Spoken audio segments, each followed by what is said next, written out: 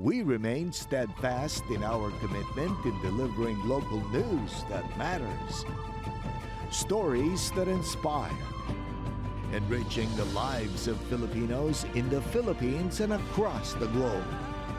This is your GMA Regional TV. Buong puso para sa Pilipino. Ito ang inyong Regional TV News. Magandang araw! Ito ang inyong Regional TV News. Hatid namin ang mga pinakamalaki at pinakahuling balita. Mula sa Mindanao, ako po si Sara Hilomen Velasco. Mula rito sa Visayas, ako po si Cecil Kibod Castro. At mula naman dito sa Luzon, ako po si Chris Zuniga.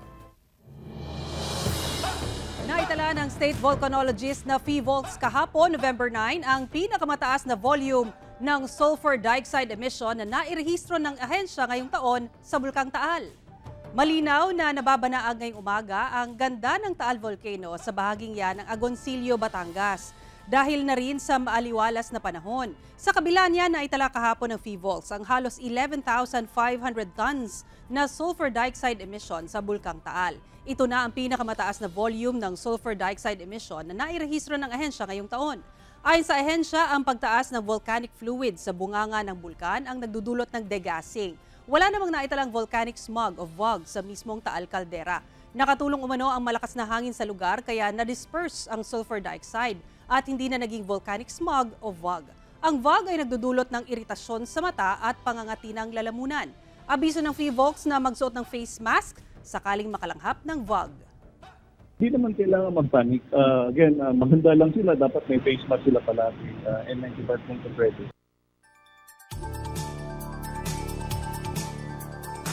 Mahigit 5,000 pamilya ang apektado ng pagbaha sa 7 barangay sa Davao City Miyerkules na gabi. May ilang bahay din ang nasira ng mabagsakan ng nabuwal na mga puno.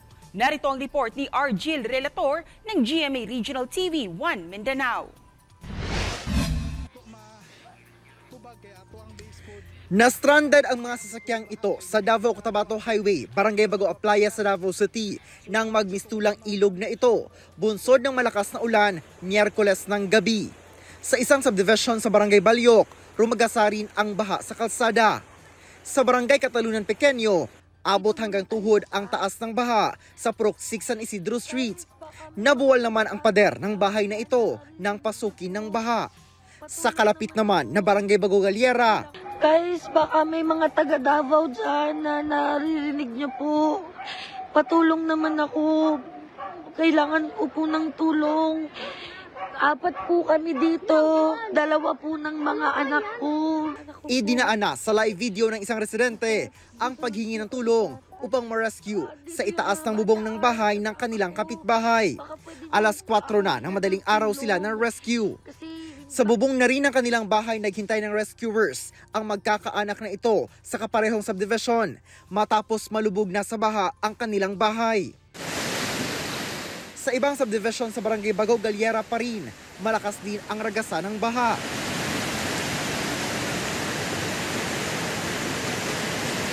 Makikita rin ang makailang beses na pagkidlat habang patuloy ang pagragasa ng baha sa kalsada. Hindi rin umubra ang bigat ng 2 sasakyan na ito sa lakas ng agos ng baha dahil naanod na ang mga ito papunta sa creek.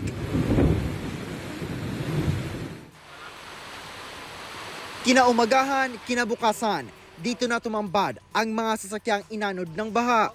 Maliban sa bahay at mga kagamitan, inanod din ng baha ang pangkabuhayan ng pamilya de Sinilia. Ang kantidad sa item kanang itinda nako is bago man deliver, ano siya, 400k. Walay labot sa mga freezer, tulo, tanan, murag kulang-kulang 1M. Hinampas naman ng malakas na hangin ang mga residente ng Purok 5. Pinadapa rin ng hangin ang nasa tinatayang 300 puno ng saging. Nabuwal din ng malakas na hangin ang ilang puno sa lugar. Grabe ka kusog kay pagtanaw namo sa bintana namo kanang uranan siya kanang mga buslot gi ang musulod pad kuan sa moan ginaksanin lang mi ilalo man ang kuan. Ilalo man ang double deck. Ang hangin gitiktiyukan gyud siya ang mangga mao nang dili siya masapli, maputol siya mao nang akong gitanaw. Ipo-ipo gyud. Ang bahay ng pamilya Bongko nabagsakan naman ng puno ng mangga. Agad namang nag-deploy ng mobile kitchen ang Davao City LGU. Kinaumagahan, unti-unti nang humupa ang baha, ngunit may ilang kalsada pa ring lubog sa baha. Ang golf course nga na ito, nagmistulang dagat na. Sa isinagawang Rapid Damage Assessment and Needs Analysis ng Davao City LGU, umabot sa 5,802 na pamilya ang apektado ng pagbaha sa 7 barangay sa lungsod na kinabibilangan ng Bago Aplaya, Bago Galiera, Balyok, Catalunan Pequeño, Talomo, Matina Aplaya at Maa.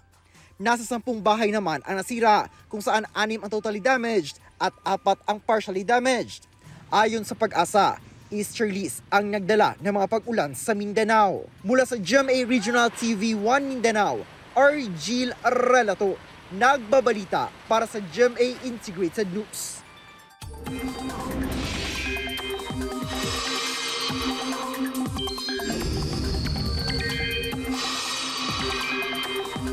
Nananatiling mahina ang hanging amihan kaya maghanda sa mala-summer na lagay ng panahon sa ilang bahagi ng bansa ngayong araw ng Biyernes.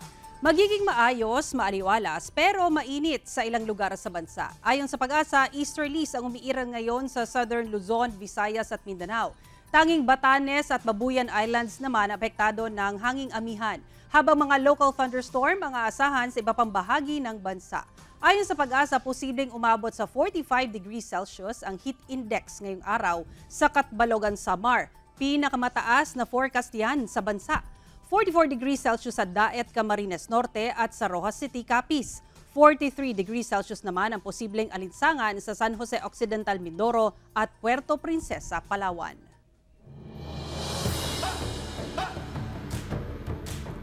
Newly elected na barangay chairman sa Pagadian City patay matapos na barilin. Samantala isa ring provincial board member sa Basilan patay din sa pamamaril.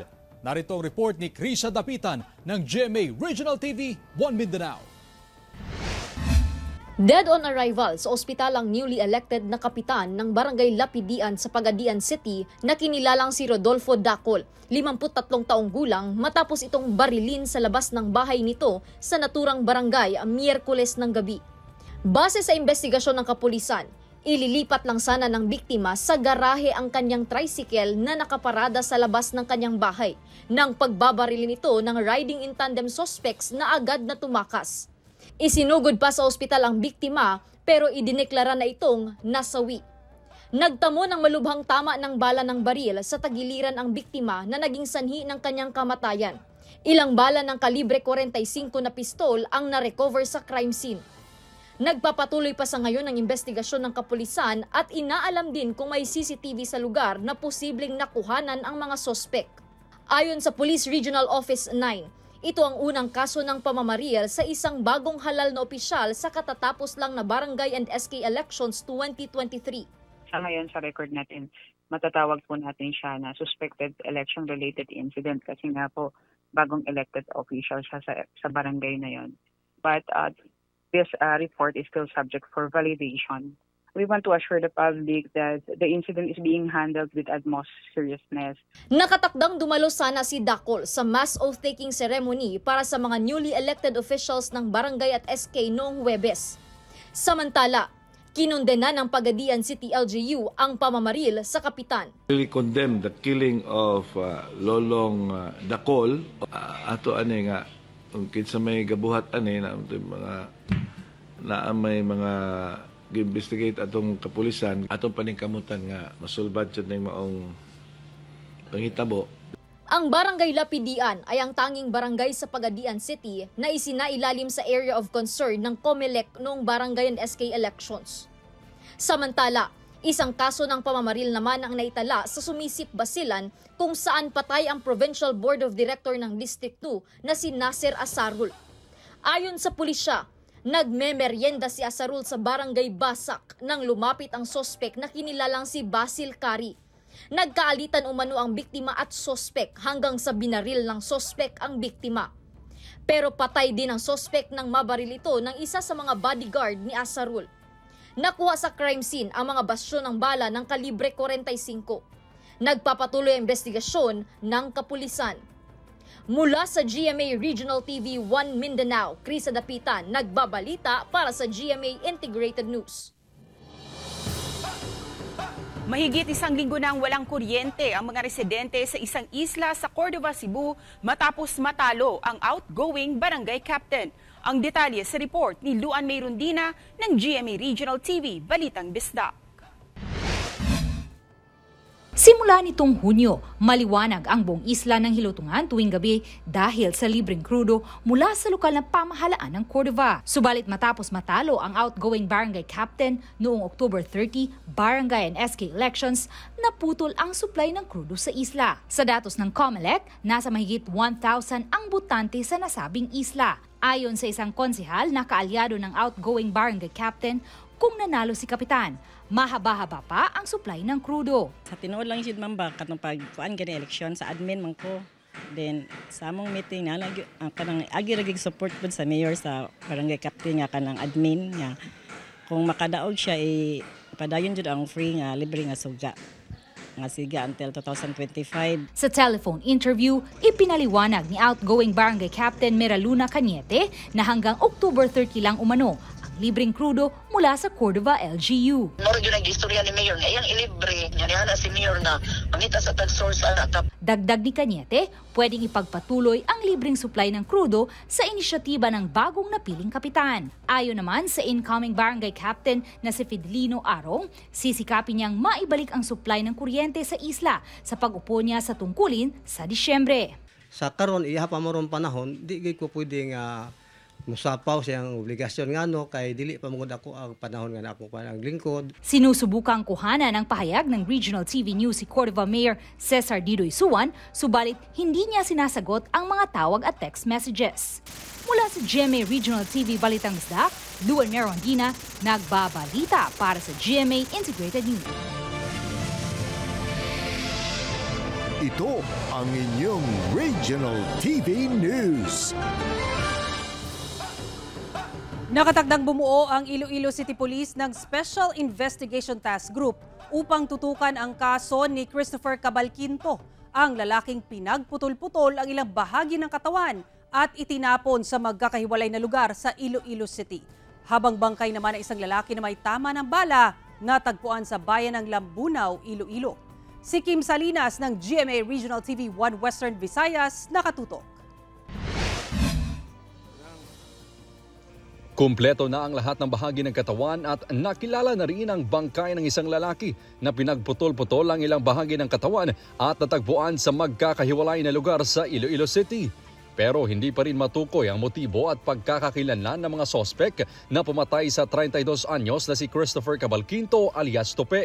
Kaya ang Iloilo City Police Office nakatakdang bumuo ng isang Special Investigation Task Group o SITG upang tutukan ang kaso.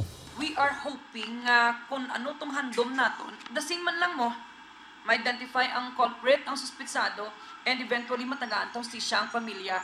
Naisumite na ng ICPO ang composition ng SITG sa Police Regional Office 6 at hinihintay na lang ang order sa pagbuo ng SITG alias Tope. Wala ng buhay na matagpuan ang isang lalaki sa bangin sa barangay Tranghawan sa bayan ng Lambunaw, Iloilo. May tama ito ng bala sa tagiliran. Ayon sa isang residente, bago natagpuan ang bangkay ay nakarinig sila ng mga putok ng baril sa lugar. Ayon sa Lambunaw Police, kinilala ang biktima na si Antonio Artiaga, 74 anyos, base sa dalawang ID na nakita sa crime scene.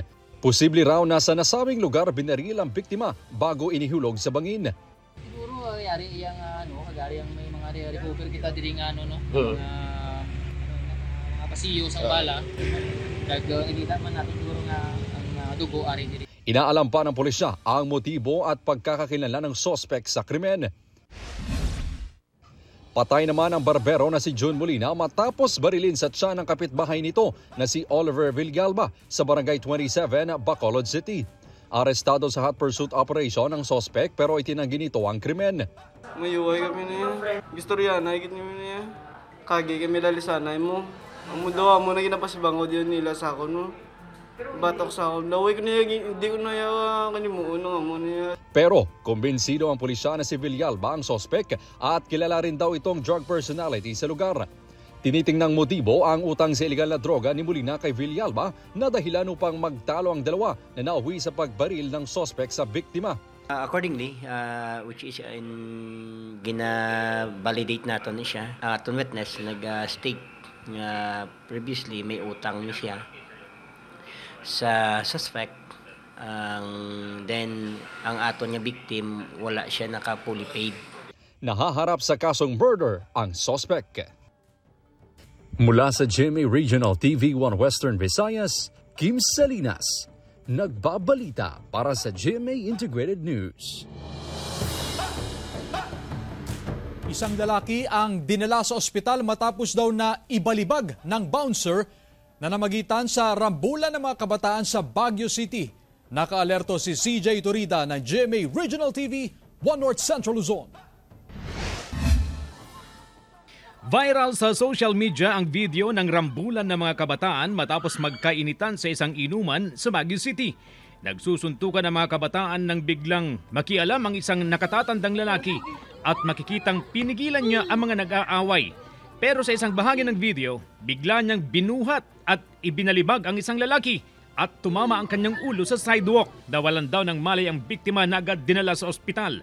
Ayon sa kapatid ng biktima, bago ang insidente, nag-inuman daw ang mga kabataan sa isang bar sa lungsod. Ang lalaking nambalibag, bouncer umano ng bar. Video call ko agad yung kapatid ko sir, tapos yung pinakita niya yung mga gagos niya. Inoobserbahan para sa ospital ang 20 anyos na biktima. Plano ng pamilya na magsampa ng kaso laban sa sospek. Patuloy raw ang investigasyon ng pulisya upang matukoy ang sospek. Paalala ng autoridad sa mga kabataan, hinay-hinay lang sa mga gimmick at iwasan ang gulo sa mga inuman. Hindi minor yung biktima, nag-unwind ang mga yan. Kaya i-observe natin kung ano po yung mga may-ari ng inuman, ino-observe natin yung tamang oras sa regarding sa pagsunod sa liquor ban na yan. Mula sa GMA Regional TV 1 North Central Luzon, CJ Turida nagbabalita para sa GMA Integrated News.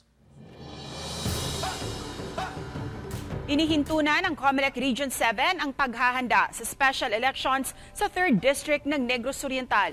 Ito matapos kinansila ng COMELEC and Bank ang nakatakdang special election sa December 9. Paliwanag ng COMELEC 7 official, nakahanda sila sa anumang ipag-utos ng kanilang head office. Malugod namang tinanggap ng pulisya ang desisyon ng komisyon. Nasa Negros Oriental pa rin ang karamihan sa pulisya na nagmula sa ibang lugar na dineploy noong barangay at SK election. Kasalukuyang bakante ang posisyon ng 3rd District sa Negros Oriental matapos tanggalin sa posisyon si former Congressman Arnulfo Arnie Teves Jr. na nakaharap sa iba't ibang kaso kaugnay sa pagpatay kay Negros Oriental Governor Roel Digamo at 10 iba pa noong March 2023. As a co-equal branch of government, we are just here to mandate the resolution of the House of Representatives. Rest assured that the legislative intent of the Congress also is to have an honest, orderly, and peaceful elections. We always subscribe to the wisdom of the members of the House of Representatives. No? Ang police, igo rin mo provide og security. Bumisita ang presidente ng Timor-Leste na si Dr. Jose Ramos Horta sa GMA Network Incorporated. Malugod naman siyang tinanggap ng GMA executives. Narito ang report. Journalist, freedom fighter, Nobel Peace Prize winner. Yan ang Pangulo ng Timor-Leste na si Dr. Jose Ramos Horta na bumisita sa GMA Network araw ng Huwebes. Sinalubong siya tinanggap na mga opisyal ng GMA sa pangunguna ni GMA Network Incorporated Chairman and CEO, Attorney Felipe Algozon. We deeply admire your strong commitment not just to democracy but also to journalism.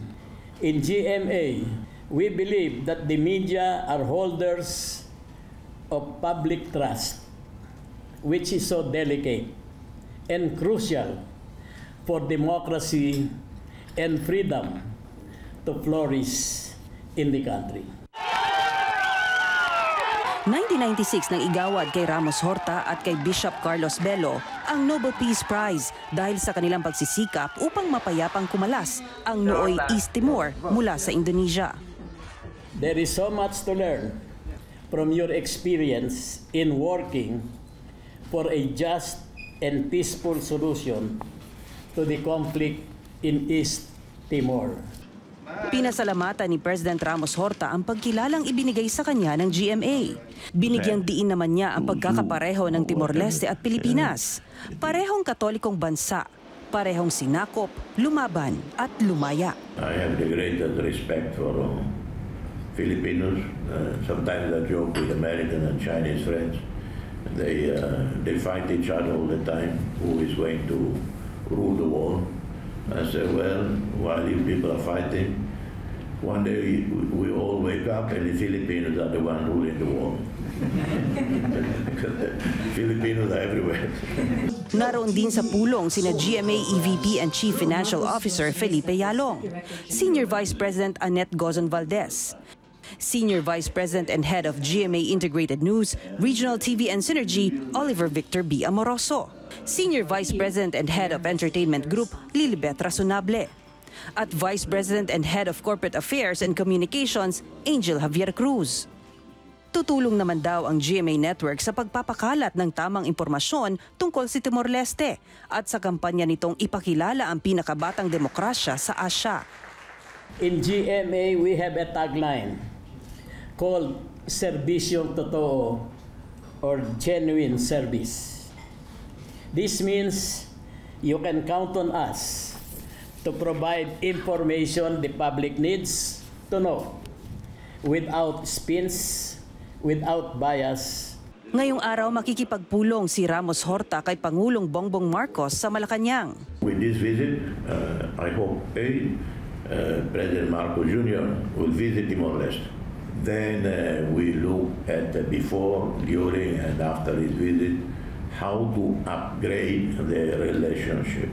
Abangan ang one-on-one interview ni GMA Integrated News Pillar Vicky Morales kay Ramos Horta. Mula sa GMA Regional TV 1 Mindanao, Sara Hilomen Velasco, nagbabalita para sa GMA Integrated News.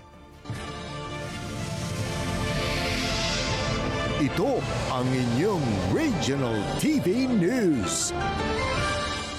Cast ng Love Before Sunrise pinasaya ang Batanggenyong fans sa Lipas City. Bea Alonzo at Dennis Trillo ibinahagi ang lugar at pagkaing nais nilang balikan sa Batangas. Narito ang report ni Hazel Alviar ng GMA Regional TV Balitang Southern Tagalog. Maagang nag-abang ang mga Batanggenyong fans para makisaya sa ilang cast ng Love Before Sunrise sa Lipas City. Kinilig ang mga ito sa song performance ni Vince Marastella at Cheska Fausto.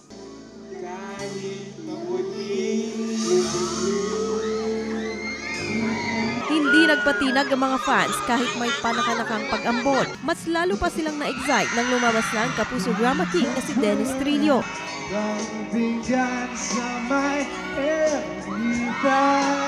Sinabayan naman ng mga fans ang song performance ni Bea Alonzo.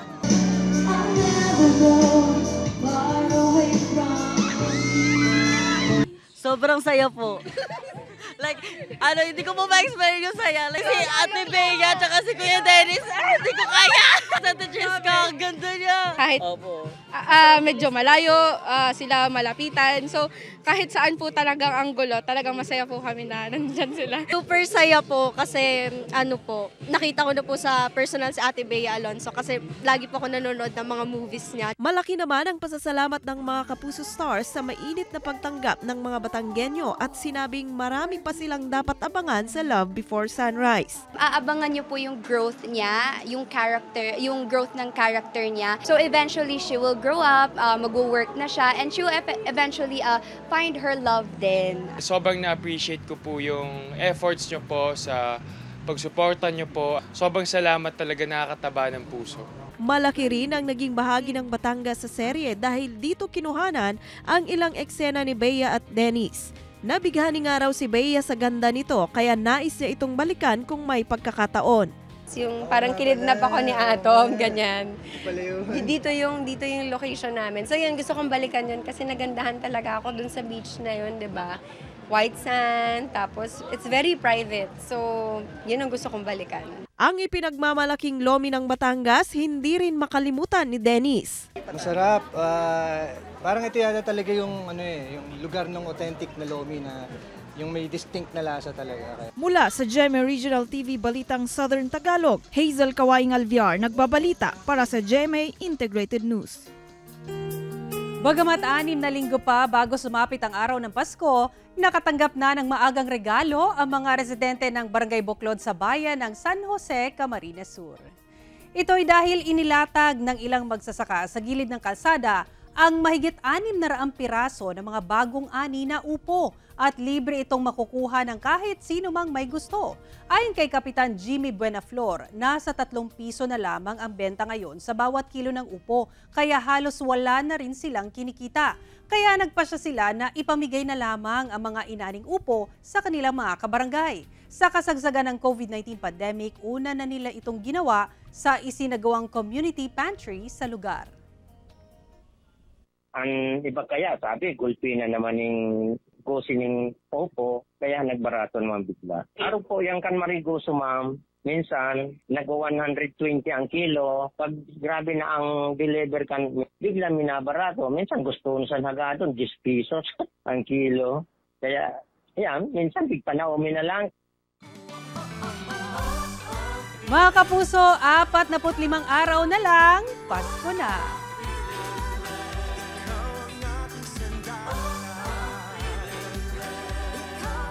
Samantala, mapapanood niyo po ang episode na ito sa official website ng GMA Regional TV, www.gmaregionaltv.com. Pwede rin kayong bumisita sa aming official YouTube channel, GMA Regional TV, at i-click ang subscribe button para sa pinakamaiinit na balita mula sa mga rehiyon.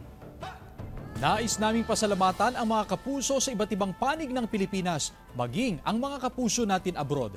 Dahil sa GMA Regional TV, local news matters. Kami ang Regional TV News, buong pwersa para sa mas malaking misyon at mas malawak na paglilingkod sa bayan.